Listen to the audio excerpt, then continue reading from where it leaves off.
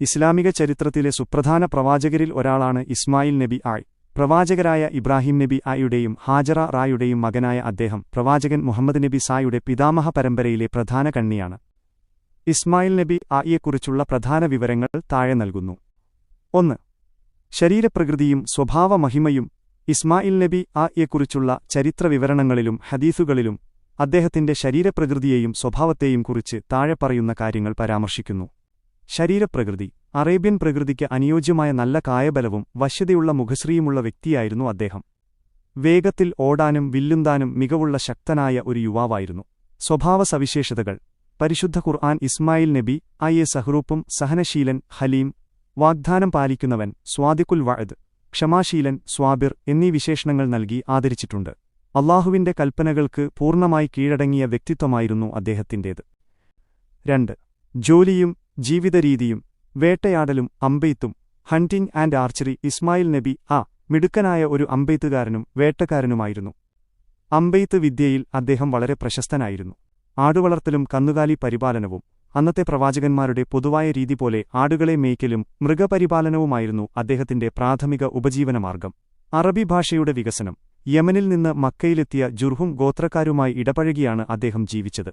അവരിൽ നിന്ന് വ്യക്തമായ അറബി ഭാഷ പഠിക്കുകയും അറബികൾക്കിടയിൽ അറബി ഭാഷയുടെ പ്രചാരകനാവുകയും ചെയ്തു. അറബി ഭാഷ സംസാരിച്ച ആദ്യ വ്യക്തികളിൽ പ്രമുഖനാണ് അദ്ദേഹം. 3. പ്രധാന ചരിത്ര സംഭവങ്ങൾ. മക്കയിലെ വിജനതയും സംസം കിണറും.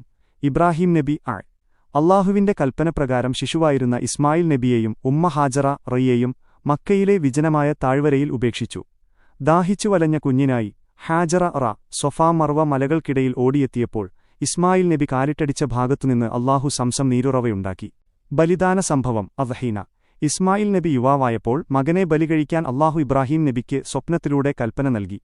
അല്ലാഹുവിന്റെ വിധിക്ക് പൂർണ്ണമായി കീഴടങ്ങി ബലിക്ക് തയ്യാറായ ഇസ്മായിൽ നബിയുടെ ക്ഷമയും അനുസരണയും അല്ലാഹു സ്വീകരിക്കുകയും അദ്ദേഹത്തിനു പകരം ഒരു ആടിനെ ബലികഴിക്കാൻ അല്ലാഹു ആകാശത്തുനിന്ന് ഇറക്കിക്കൊടുക്കുകയും ചെയ്തു. ഈ സംഭവത്തിന്റെ ഓർമ്മയ്ക്കാണ് ലോകമെമ്പാടുമുള്ള മുസ്ലിങ്ങൾ ബലിപെരുന്നാൾ ഈദുൽ അദ്ഹ ആഘോഷിക്കുന്നത്. കഅബ നിർമ്മാണം. പിതാവ് ഇബ്രാഹിം നബിയോടൊപ്പം മക്കയിലെ പരിശുദ്ധ കഅബാലയം പുനർനിർമ്മിച്ചത് ഇസ്മായിൽ നബിയാണ്.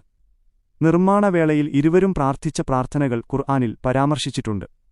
കഅബയുടെ ഒരു വശത്തുള്ള ഹിജ്ർ ഇസ്മായിൽ ഖതീം എന്ന ഭാഗം ഇദ്ദേഹവുമായി ബന്ധപ്പെട്ടതാണ്. മക്കയിലെ പ്രബോധനവും പരമ്പരയും. മക്കയിലെ ജുർഹും ഗോത്രത്തിൽ നിന്ന് വിവാഹം കഴിച്ച അദ്ദേഹത്തിന് 12 ആൺമക്കളുണ്ടായി. അദ്ദേഹത്തിന്റെ പരമ്പരയിലാണ് അവസാന പ്രവാചകനായ മുഹമ്മദ് നബി ജനിച്ചത്. അറേബ്യൻ പെനിൻസുലയിലെ ജനങ്ങൾക്ക് തൗഹീദ്, ദൈവൈക്യം പ്രബോധനം ചെയ്തുകൊണ്ട് അദ്ദേഹം മക്കയിൽ തന്നെയാണ് ജീവിച്ചതും മരണപ്പെട്ടതും.